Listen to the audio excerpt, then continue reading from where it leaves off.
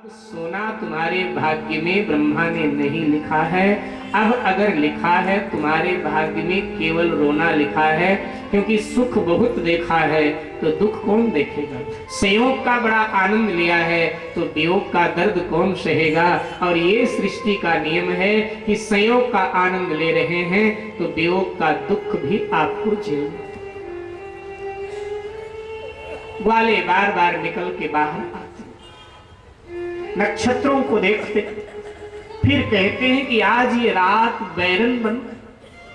सूरदास बाबा के शब्दों में कहें, बाबा लिखते हैं सुर सागर में, रतिया बैरन भई हमारी, आज ये रात बैरन बन। हे सूर्य नारायण, आज हमारी बात मान लो, आज जल्दी उदित हो जाओ, हम नंद बाबा के द्वार पर जाकर अपने मित्र से मिलें। न जाने आज क्यों ये रात बड़ी हो गई। प्रतीक्षा की रात सचमुच में बड़ी हो जाती है। इधर भगवान ने भी गायों को गौशाला में छोड़ दिया, परिक्रमा किया गौशाला की, गायों को प्रणाम किया और कहा, हे गौ माता, हम पर कृपा बनाना, अपना आशीर्वाद रखना। आपकी सेवा बस यहीं तक, इतना ही मैं कर पाया, मेरे भाग्य में इतना था। अब भारत माता की सेवा भी मुझे करनी है, इसलिए अब मुझे इस राष्ट्र के हित के लिए, ब्रज सदा के लिए छोड़ना पड़ेगा। प्रणाम किया गौशाला को, गौ माता को, और द्वार पर आ गए। देखा अक्रूर जी आए हैं। चाचा कहकर कृष्ण और बलराम ने अक्रूर के चरणों में अपने माथा रख दिया। देवता अक्रूर के भाग्य की सराहना करने लगे। बड़भागी अक्रूर, तेरे जैसा कोई भाग्यशाली नहीं, आज तो कृष्ण और बलराम का माथा तेरे चरणों में है। अक्रूर ने आशीर्वाद दिया, लेकिन अक्रूर अपने आप को रोक नहीं पाया। अक्रूर टूट गए। अक्रूर ने सोचा था मैं अपने को रोकूंगा, लेकिन अक्रूर टूट गया। अक्रूर के आंखों से भावाश्रु बहने लगे। अक्रूर रो पड़े, नहीं नहीं ऐसा मत करे प्रभु, ऐसा मत करे। और दोनों को चरणों से उठाकर अपने गोद में बिठा लिया।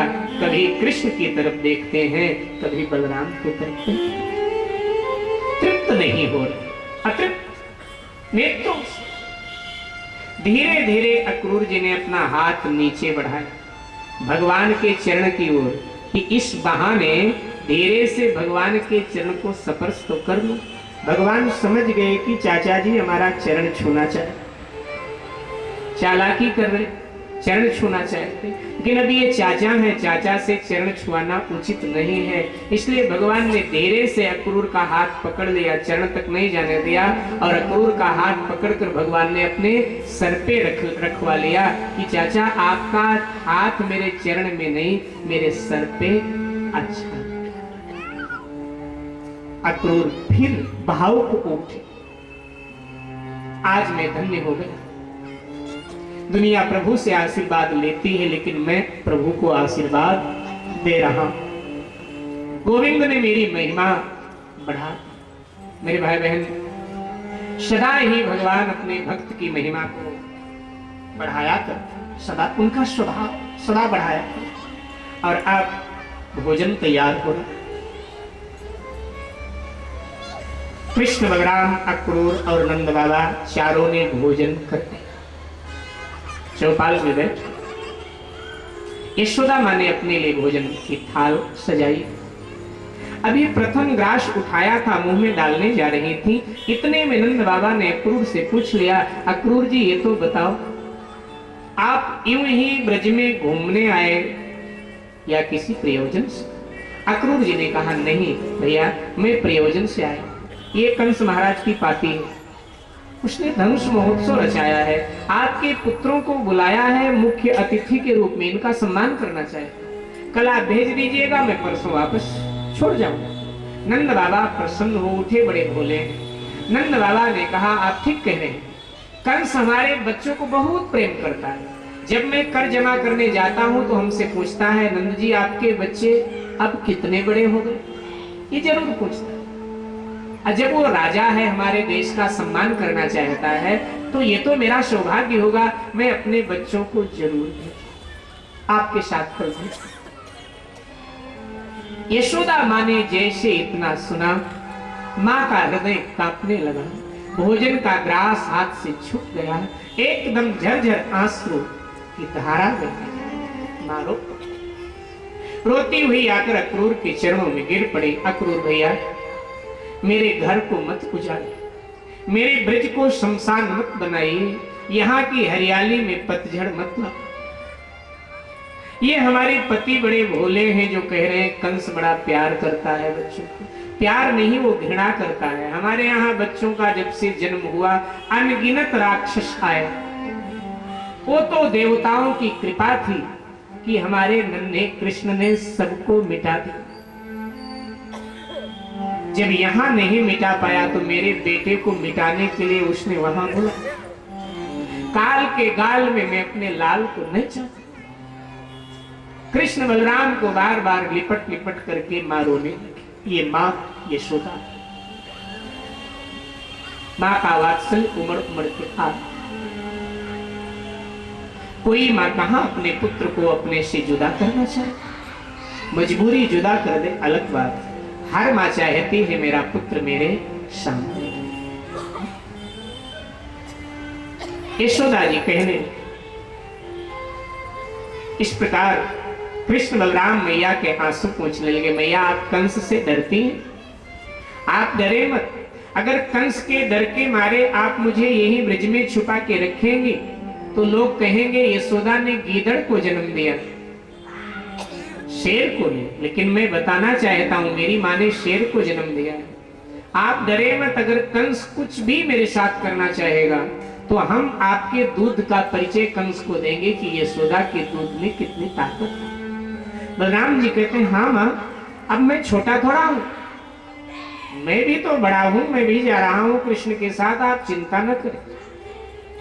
कृष्ण जी कहते भैया, हमने कभी नगर में ही देखा, हमेशा गांव में रहे हैं। एक बार हमें मथुरा जाने दो, हम देखना चाहते हैं नगर कैसा होता है, राजा कैसे होते हैं, कैसा उनका ठाट बाट होता है। एक बार हम देखना चाहते हैं नगर के लोग कैसे होते हैं। और माँ, कल जाकर के मैं परसों अवश्य आ जाऊंगा माँ, मुझे एक बार मथुरा जाना। जिद करने माँ के आंसू पूछ। माँ हाथ पकड़ करके भगवान का भीतर खींच लाई। मेरे लाल, मेरे कृष्ण, आज तू मेरे सीने से चिपक के सो जा। मेरी अंतर आत्मा मुझे कह रही है कि यशोदा, तू अपने बेटे को आज अपने सीने से लगा के सो जा। कल पता नहीं तेरा बेटा तुझे मिले न, इसलिए आज तू सो जा। सीने से लग करके एक बार हाथ पकड़ के ले। भगवान ने देखा कि माँ ने तो भोजन भी नहीं। भगवान ने हाथ पकड़ कर बिठाया, माँ भोजन कर। लाला भोजन नहीं करने की। जैसे मैंने सुना कि तू मथुरा जा रहा है, मेरी भूख उड़ गई। बेटे, अब जब तू परसों आ जाएगा ना, फिर परसों माँ बेटे दोनों बैठ करके भोजन कर। भूख नहीं, भूख विदा। ये कहना था कि भगवान भी अपने को नहीं रोक पाए। गोविंद के आंखों से भी आंसू बहने लगा। मन ही मन भगवान सोचने लगे कि मैं माँ से ये कह के तो जरूर जा रहा हूं कि माँ मैं परसों आऊंगा, लेकिन मुझे अब वापस कहां आना। नियति ने अलविदा बोल दिया है। नियति ने कह दिया कि अब आपको अपनों से दूर जाना पड़ेगा। समय का चक्र कब किसको कहां डाल दे, इस लीला के माध्यम से भगवान ने यही बताना चाहिए। जो समय का चक्र होता है, भगवान कहते हैं जब मैं मानवी रूप में आता हूं तो उस समय के चक्र से मुझे भी समझौता करना पड़ता। नियति कहां किसे ले जाके डाल दे कुछ पता। भगवान यही बात याद करके रो पड़े। कि आज मैं मां से कह रहा हूं मैं परसों आऊंगा, लेकिन मैं कहां आता हूं। ये तो माता का और मेरा अंतिम मिलन। कल से तो ये भूखी रहेगी, कल से जब तक जीवित रहेगी ये भूखी रहेगी। कम से कम मैं आज खिला करके चला। इसलिए प्रभु ने भोजन की थाल दोबारा लाई। मां मेरे कहने से। अच्छा, बचपन में मां आप मुझे अपने हाथों से खिलाती थी ना? हाँ बेटा, तू खाता नहीं था, मैं अपने हाथों से खिलाती थी। तो मां आज आप मेरे हाथ से खा। पहली बार और अंतिम बार प्रभु अपने हाथों से यशोदा मां को भोजन कर 2-4 ग्रास मां ने खाया। फिर कहा बेटा मैं तृप्त हो गई, अब परसों खाऊंगी जब तू आ। और फिर प्रभु को अपने सीने से लगा करके मां बिस्तर पर लेट जाती, बार बार चिपकाती है सीने से, मुख चूमती है, सर पे हाथ फेरती और कहती है बेटा मुझे ये नहीं पता था कि उस ब्रह्मा की नजर हमारे सुख को लग जाए। अगर ऐसा मुझे पता होता मैं तुझे भवन से बाहर निकलने न देती, मैं भवन के भीतर रखती और जब मेरी इच्छा होती मैं अपने लाला को जी भर के देखती। मेरे कान्हा, मेरे कन्हैया, बेटा मैंने तुझे भी जी भर के देखा। बार बार निहार रही है मां, बार बार मुख चूम रही है, विधाता को दोष दे रही है। विधाता मैंने तेरा क्या बिगाड़ा था कि इतने कम उम्र में मेरे बच्चे को तू मुझसे अलग कर दिया भी तूने था और लगता है अब तो छीनने के लिए तैयार।